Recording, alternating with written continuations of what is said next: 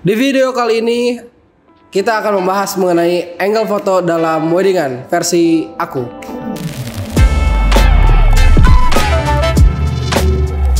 Kembali lagi di channelnya Nesnumoto. Kenalin lagi, aku Dimas, fotografer dari Nesnumoto. Kali ini aku akan bahas mengenai angle foto dalam weddingan, tapi versi aku ya. Jadi aku sendiri sebenarnya untuk angle foto itu random juga sih sebenarnya. Nah, kali ini kita akan membahas mengenai angle foto dalam weddingan, tapi versi aku. Biasanya sih ya udahlah kita kok biasanya sih nggak usah begitu. Nah, aku membagi 3 sih sebenarnya di sini. Yang pertama itu ada sesi preparation, yang kedua liputan foto, dan terakhir pose. Nah, itu aku rangkum dalam 3 bahasan itu. Nah, yang pertama kita bahas mengenai preparation dulu.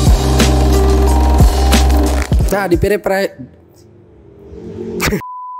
di preparation biasanya aku sebenarnya explore aja sih kalau dibilang mah, cuman memang itu didasari atas 3 benang merah, bukan 3 benang merah. Pokoknya ada 3 hal yang perlu diperhatikan. Yang pertama ini dari shootnya ya, ada seperti yang kalian udah tahu, ada wide dulu, shoot yang ngebagi ada 3 shoot sih. Yang pertama kan ada wide shoot dulu, ada medium shoot, lalu ada crop, bukan crop apa ya, close up. Nah, sebenarnya di 3 bagian tadi itu sebenarnya wide, medium sama close up itu udah jadi kayak semacam benang merahnya lah, itu harus ada. Nah, cuman ini balik lagi sama kondisi. Nah, misalkan anggap sekarang lagi di posisi yang preparation ya, dan itu kan memang terkadang tempatnya yang unpredictable juga, nggak sesuai nggak yang selamanya luas gitu. Untuk tempat kayak preparation itu terkadang memang ada tempat juga yang dia nggak terlalu luas. Nah, cuman di situ kita bisa ngakalin. Ya kalinya gimana? Kalau kita memang kebetulan pengen ngambil yang wide shot kayak gitu, itu bisa misalkan anggap kita foto dari luar nih, terus pengantinnya anggap kelihatan dari pintu. Terus tiba-tiba kita nemu nih angle foto dan framing yang enak. Nah, itu bisa dijadikan salah satu alternatif untuk kita ngambil posisi yang wide. Dan itu kesannya mungkin akan lebih ke artsy juga sih. Maksudnya itu jadi foto yang bisa dikatakan menarik juga. Baru kita masuk ke dalam nih, anggap itu biasa kita ambil posisi yang medium. Nah, medium di sini kita bisa memanfaatkan terkadang keramaian yang ada di situasi preparation ya. Karena terkadang kan memang tempatnya ada yang make up, terus ada keluarganya juga terkadang kan. Bahkan ada teman-temannya juga yang datang. Itu bisa jadi bisa jadi foreground juga, misalkan foreground. Terkadang orang yang lalu lalang itu bisa jadi sesuatu yang menarik ketika kita mau ngambil objek pengantin gitu. Terkadang orang yang lewat pun itu terkadang ya bisa jadi satu foto yang misalkan anggap kita kebetulan lagi pakai slow shutter atau kayak gimana, terus ada yang lewat, terus itu jadi satu hal yang menarik juga. Nah, baru kita masuk ke yang close up. Nah, yang close up biasanya sih aku emang mengutamakan untuk ngambil area wajah pengantin. Kenapa? Karena memang terkadang detail-detail yang harus yang diperlukan di shortlist memang itu salah satunya. Contohnya seperti kayak anggap lagi ngelipstikin bibir gitu. Itu kan foto-foto yang istilahnya meaningful lah, dan itu terkadang kalau di kebutuhan album memang diperlukan foto-foto seperti itu. Tidak harus itu, cuman memang itu salah satunya. Itu masih banyak sebenarnya hal-hal yang bisa dieksplor. Nah, itu di preparation. Yang kedua, kita masuk ke liputan acara. Nah, liputan acara ini sebenarnya ini merangkum dari semuanya ya. Anggap dari mulai awal mapag, terus acara akad, acara mapag pas resepsi, bukan mapag ya kalau resepsi, wedding entrance kayak gitu, dan liputan setelah resepsi. Ini kita rangkum aja supaya ini tidak berbelit-belit dan tidak terlalu panjang. Karena yang di belakang mengganggu semuanya itu. Saya tidak tahu harus bahas apa. Jadi kemana-mana. Anggap lagi mapag deh. Kita terkadang mapag kan bukan sekedar kita ngambil dari depan nih, atau lagi wedding entrance lah. Tidak selalu kita ambil tengah aja. Meskipun itu tengah sebenarnya kalau aku sendiri itu udah merasa kayak itu wajib diambil, karena memang itu udah jadi shortlist. Kita bisa tuh explore. Anggap kita ke kanan atau ke kiri, terus ada keluarga atau tamu yang lagi berbaris. Terkadang di tempat-tempat yang sebenarnya kita nggak merasa, wah ini kayaknya nggak enak dari sini. Cuman kalau kita nggak coba, terkadang memang kita nggak tahu nih, dan kita nggak memanfaatkan situasi itu, padahal tempat itu atau posisi itu terkadang itu bisa menghasilkan satu foto yang bahkan terkadang pas lagi ngedit nih kita juga kaget loh, kok ini keren juga ya kalau dari sini.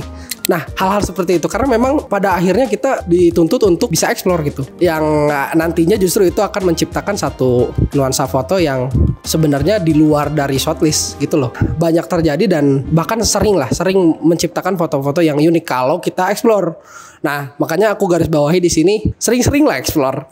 Setidaknya street lah. Maksudnya itu juga contoh, maksudnya itu street juga. Misalkan itu jadi salah satu cara buat melatih itu. Karena memang kalau kepekaan itu memang kita harus latih. Karena kalau nggak dilatih itu bakalan jadi apa ya istilahnya membeku gitu. Padahal kita tuh tahu itu framing bagus tapi kita nggak latih. Jadi kita nggak tahu itu framing yang bagus gitu. Istilahnya kayak gitu. Yang ketiga kita masuk ke pose.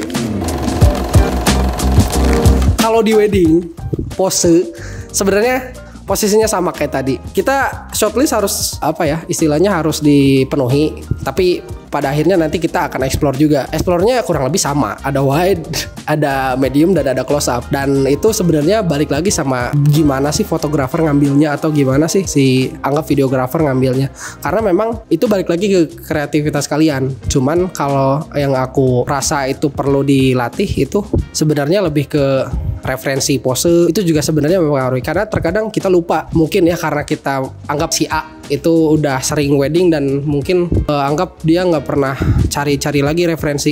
Ya kalau memang misalkan di satu saat butuh itu penting juga gitu. Pada akhirnya pun kita bakalan selalu update untuk pose, meskipun kebanyakannya pose standar juga sih. Cuman memang ada anggap satu pose yang misalkan unik atau misalkan si A banget nih keren gitu, itu bisa jadi tercipta pose-pose kayak gitu. Nah setidaknya kan kita tahu nih posisinya kayak gimana dan nge-shootnya dari mana. Nah pada akhirnya itu akan menciptakan satu foto yang unik-unik juga, bagus juga gitu. Mungkin kalau yang suka blurry tiba-tiba setelah shootlistnya udah beres di pelaminan bikin blurry, nggak salah juga kok, itu bisa-bisa aja gitu. Terus kalau tiba-tiba di pose gitu bikin kayak strobis, itu bisa-bisa aja. Bahkan terkadang untuk effort itu kan banyak hal yang perlu dikorbankan ya, karena memang kita terbatas oleh waktu juga kan kalau wedding. Nah jadi sebenarnya sih itu balik lagi ke kalian shotnya, dan itu nggak terbatas sama patokan harus kayak gimana juga sih, karena itu memang gimana kalian explore. Ketika kalian explore, nah hasil yang akan kalian dapatkan ada hasil yang udah kalian explore kayak gitu. Nah mungkin itu aja sih yang bisa aku share, yang bisa aku ceritakan, yang biasanya aku lakukan ketika wedding. Cari angle foto, terus untuk menciptakan foto-foto yang unik. Kalau dari aku gitu. Dan kalau misalkan kalian punya cerita atau punya siapa? Kalau kalian juga punya cerita yang unik mengenai angle foto atau liputan kalian ketika wedding, kalian boleh tulis di kolom komentar dan cerita sepuasnya. Mas. Nah bisa cerita sepuasnya. Nah itulah orangnya tuh, kita lihat tuh. Oke, itu aja mungkin yang bisa aku ceritakan ke kalian dan yang biasa aku lakukan ya, dan mudah-mudahan itu bisa jadi bermanfaat untuk kalian semua. Jangan lupa subscribe channelnya Nesnumoto, follow IG-nya Nesnumoto juga, dan follow IG saya Dimas Wijaya. Terima kasih, sampai ketemu lagi di video Nesnumoto yang berikutnya. Bye bye. Kaki main kaki terus. Ulang ya.